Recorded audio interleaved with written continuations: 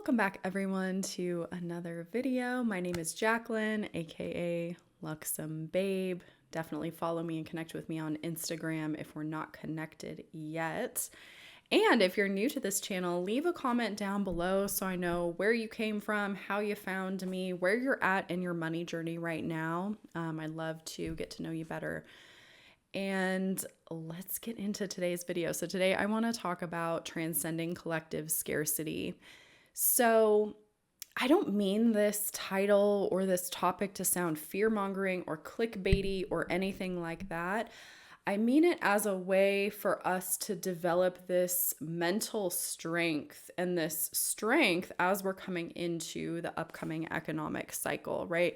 If we look at historical patterns, we look at what's currently happening in the economy, it's really easy to see where we're going. Also, coupled with the fact that the United States is currently experiencing its first Pluto return. So Pluto is returning to the same point it was when our country was, I don't want to say founded because it wasn't really founded then, right? When the United States was developed. And so what that means is a financial revolution. Pluto rules the money. It also is really involved in the depths, the transformations. So we know that, and a lot of us, if we just open our eyes, we can see what's coming. You just follow the patterns, pattern recognition, right? We're not conspiracy theorists where we recognize patterns. We're pattern recognitionist, right? So we know things are changing. We know the current way that the economy functions is not sustainable, right? Because profit has become and has been for many years the number one, the only driving factor in a lot of these governmental organizations, non-governmental organizations, these multinational corporations. Profit is number one, even above human life, right? If we look at companies like Raytheon or other, companies that have defense contracts with the United States or other countries, profit is number one. They're in the business of selling violence a lot of times. And there's something about that doesn't spiritually sit right with a lot of us. So again, we can look at how the economy has functioned since the inception of the Federal Reserve. So since 1913, we can look at how our currency has deflated consistently and drastically since then, right? Think about what $20 used to buy in 1920 versus what $20 will buy today, right? Perfect example of how inflation and inherently inflationary the currency is. It always loses value over time. That's built into the system of our currency. So when we look at those facts, we look at historical data, and then we look at the current astrological conditions spiritually, where a lot of us feel like the world is going, where a lot of us feel like shifts are happening. I mean, open your eyes, right?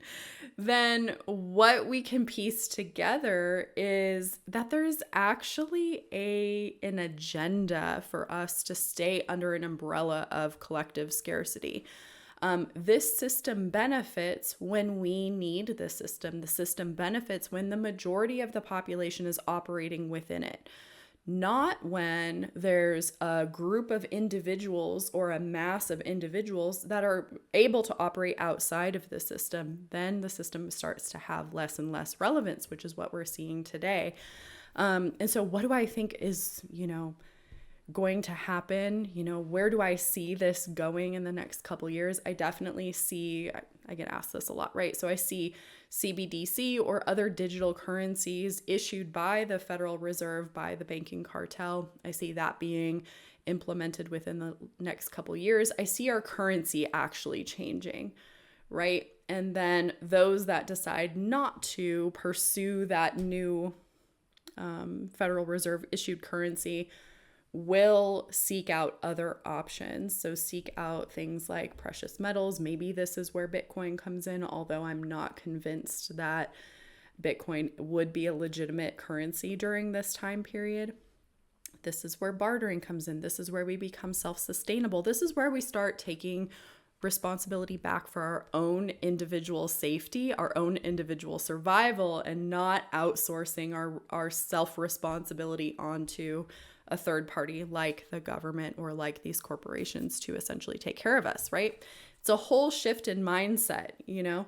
So with that, we have to pay attention to the scarcity programs that are running, the scarcity that's running through our media right now, the collective veil that has been put over the mass population to stay under this scarcity bubble. And we can feel it already in how the economy is being driven down, right? What's happening in the economy is a direct result of the Federal Reserve manipulating the currency.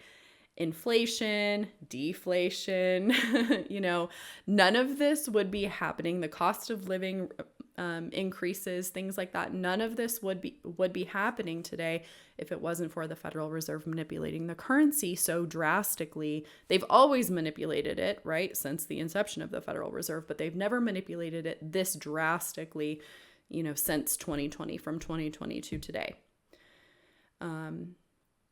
So what do we do about this, right? The first thing that I want to point out here is some examples, just so you can start to focus your eyes a little bit on the scarcity programs that are running in the media right now. So when you see this type of thing, you don't absorb it.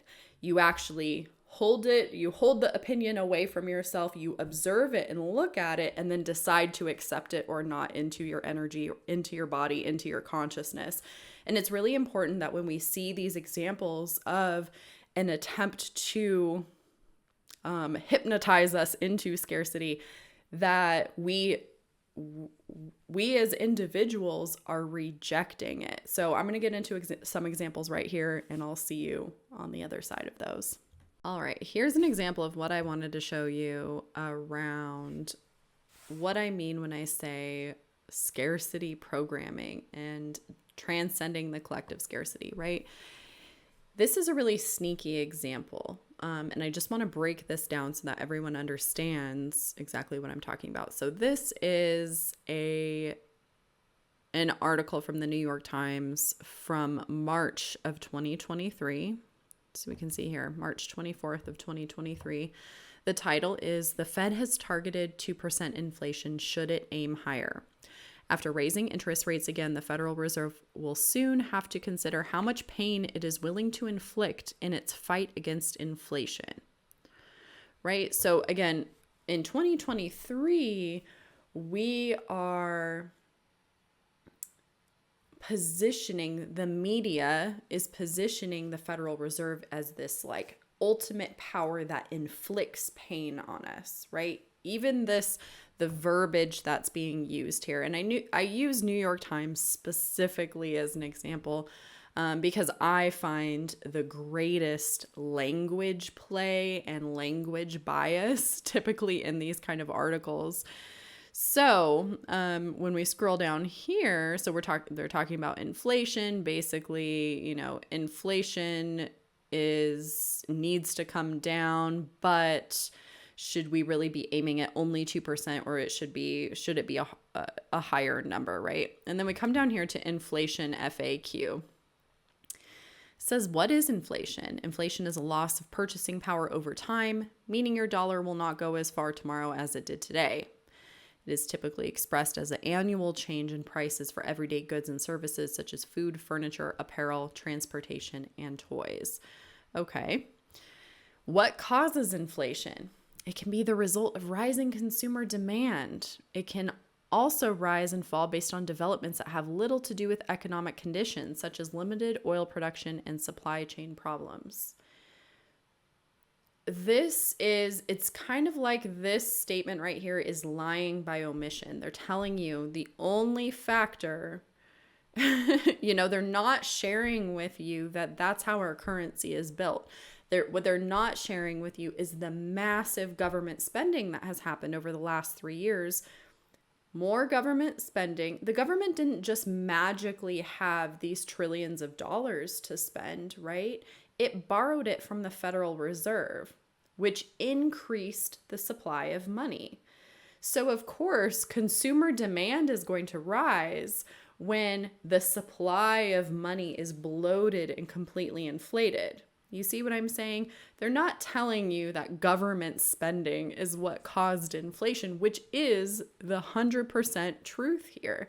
Sure, consumer demand, but the consumers wouldn't be demanding more if the supply of money wasn't so bloated.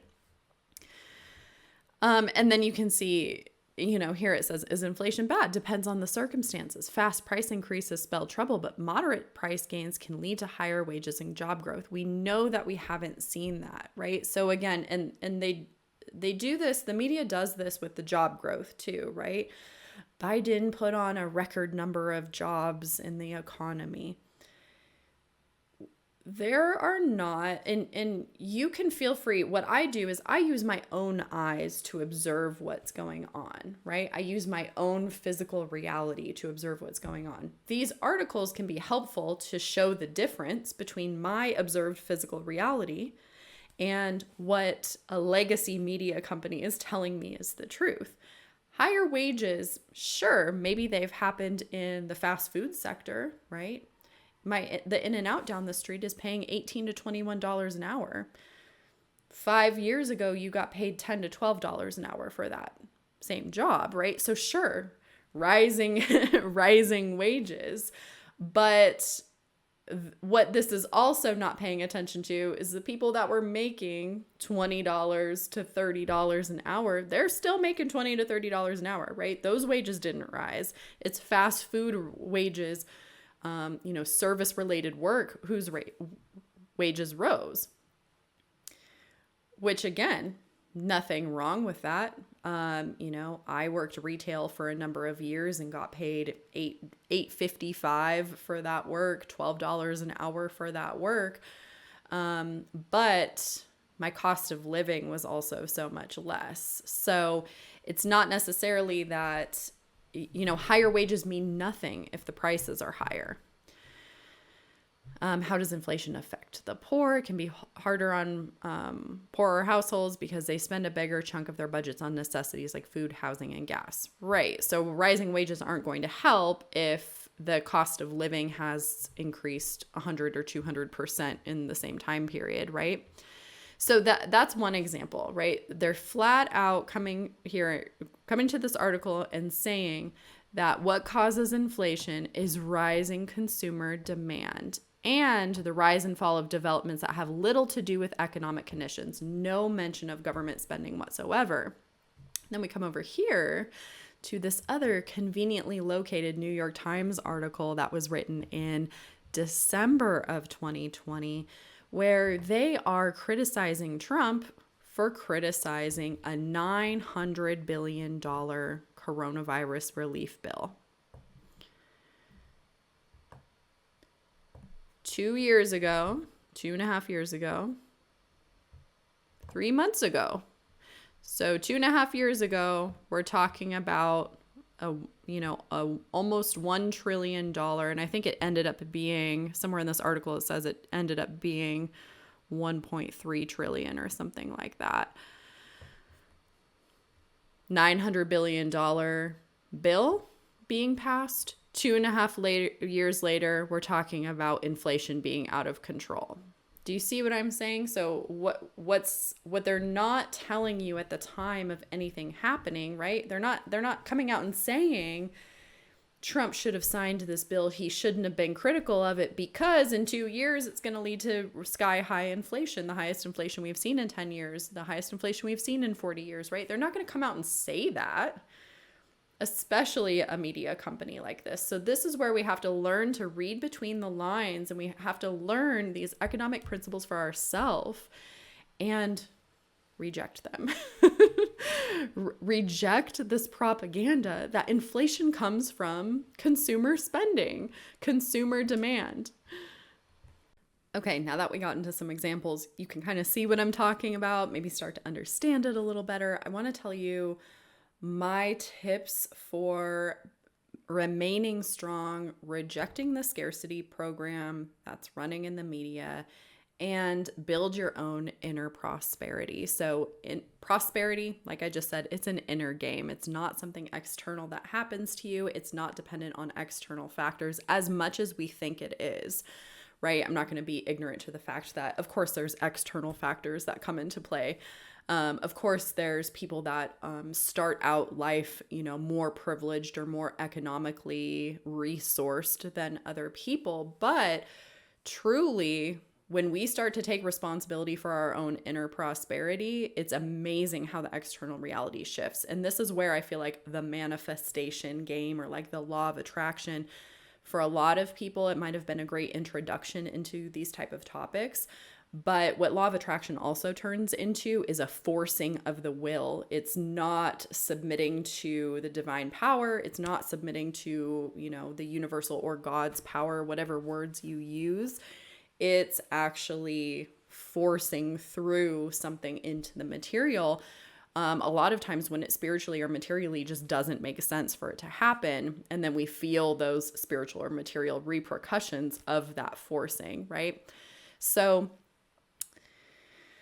how do we develop this strength? The very first thing to pay attention to is your mental fortitude, right? When we're starting to deny the scarcity program, the number one way that we're starting to allow it into our lives is through our brain. We're starting to just mentally accept these conditions.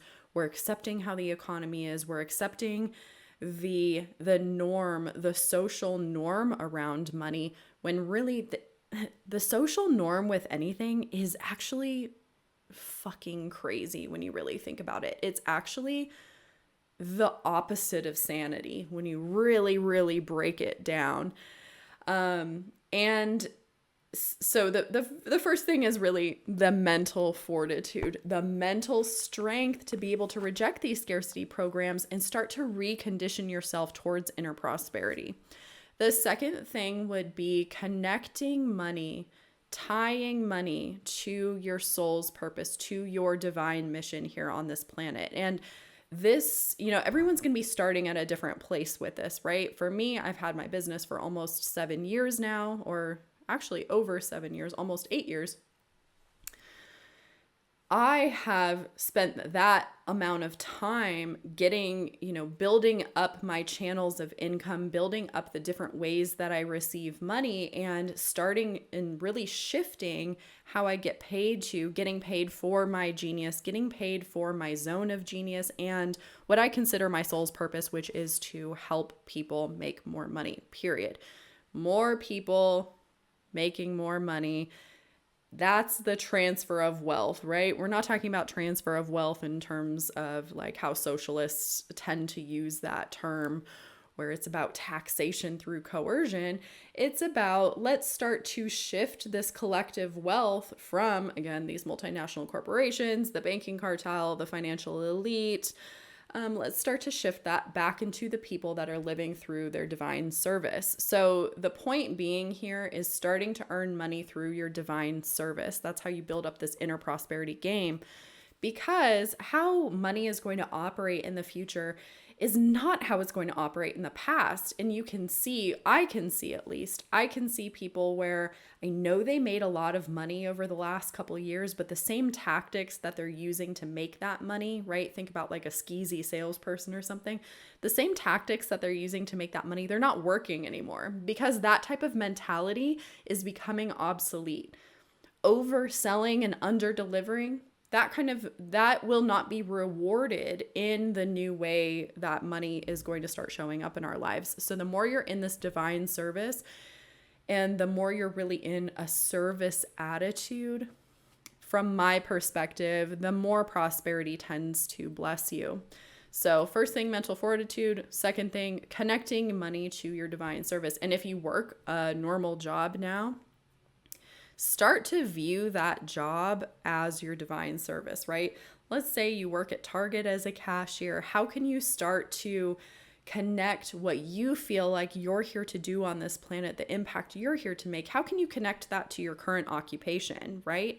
And then when you go home at night, how can you start to build out these other sources of income that are more directly related to what you feel like you're here to do? So these are the main things to take into account. I'm going to make future videos on this topic, but Again, it's important to recognize the scarcity program that's running in the media, reject it, say no to it, even say no out loud to it, right? When you see some sort of propaganda piece about this, say, no, not accepting that into my brain. Develop the mental strength to do that. Start to recondition yourself to prosperity, and then start to shift your income to getting paid more in your divine service, and start to view your current occupation as a channel for your divine service, no matter what you're doing right now, right? And then the next thing would be to start to build out those income sources. Maybe that's writing a book. Maybe that's writing a song. Maybe that's starting a dog walking service in your neighborhood, right? There are so many opportunities for us to go out and make money in this world and receive for our divine gifts. And it's about you finding those opportunities to serve a need, right? Entrepreneurship is just serving a need and people exchanging money for it. So you can find a need that needs to be met in the market, serve it, exchange money for it, and ideally, in an ideal world, you're getting paid doing something that you love while doing it. This is how we break the collective scarcity program. So thank you so much for joining me on this video today. I would love for you to share this, screenshot this, and share this on Instagram. Tag me on Instagram at luxombabe.